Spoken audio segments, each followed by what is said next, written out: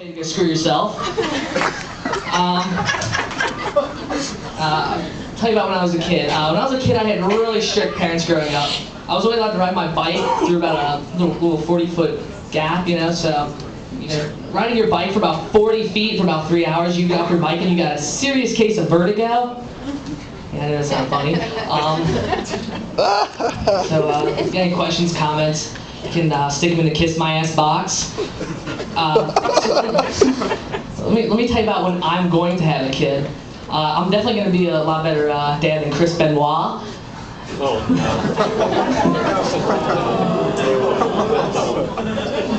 Yeah, oh, I'm not going to smother my kid. When I have a kid, as soon as he hits 16, I'm going to get him drunk so he knows what it's like, so he doesn't become a real puss. And so he can handle his liquor, unlike some of my friends. But they're not here tonight. They can handle their stuff. As soon as he turns 18, you're going to take him to a strip club, give him a couple lap dances, I have this one friend, usually every Friday night we'd go out to a restaurant, like Golden Corral or Roses, he'd just go out and get some grub. He'd sit there and he'd start making these really weird noises like, "Buh, buh." First thing we do is we'd say, you alright, man? You choking over there? You got something caught in your trachea? He'd be like, no, I am sitting here having a jovial time in this booth, trying to elicit some laughter from this hot waitress. So like, dude, you're a homo, no one likes you.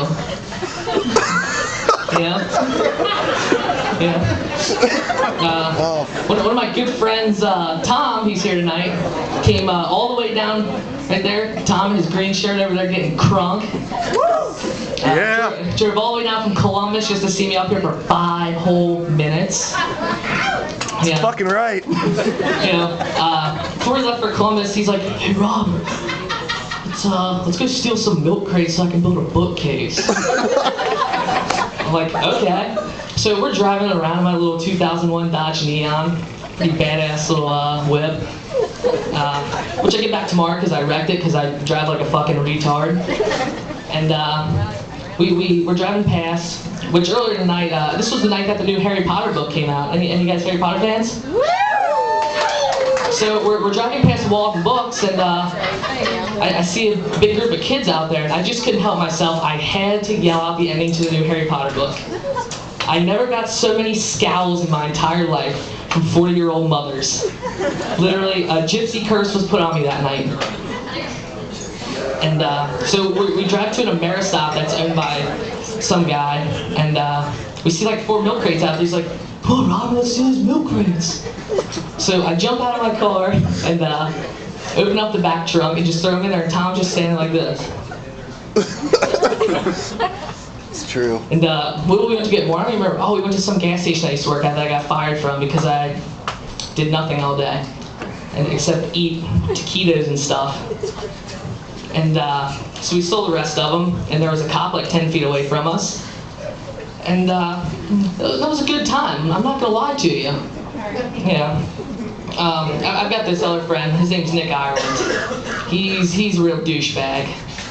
In high school, literally no one liked this kid. And then he gets out of high school and he totally reinvents himself. And we used to go camping all the time, go up to Houston Woods. Any guys go to Houston Woods, go camping, just go up there to get drunk? Well, we go up there, and, I work a little part-time job, try to pay some bills, have a good time. He says, "I'm clashing my networks with Heather's. Should be an interesting time." Who says we're clashing our networks? He's like the biggest MySpace fiend in the world. He literally sits on that website 16 of 24 hours a day. And most of his friends are porn bots. No lie. And he says, I love MySpace, It's the best website on earth. And then his dad, I'll tell you what, if I ever knew it, the cheapest sumbitch in the world, it was Nick Ireland's dad, Bud. I was out looking for a car a few months ago, because my little Geo Tracker just couldn't handle it anymore. That little 1.3 liter, it was about to go. So his dad says, well, Robert, looking for a car, you need to figure the cost per mile of the vehicle. He's a cheap ass. So we were over there playing pool one day, and my friend Jason, we were over there playing pool, he broke the 9-ball on a break. So any of you ever been to Homerama? Yeah. We get to Homerama and his dad stole a pool ball from a $2.5 million house. And he says, you guys be careful with that. I had to go through a lot to steal that. But you couldn't have went to Watson's and just bought a $3 pool ball? Well, no. I just thought it was a lot easier to steal one. Okay, bud. But you're talking to me about buying a vehicle? Steal one. Steal one. And then, how many of you guys are familiar with a little car company called J.D. Byrider? Yeah. Talk about ghetto. I'm not a very rich kid,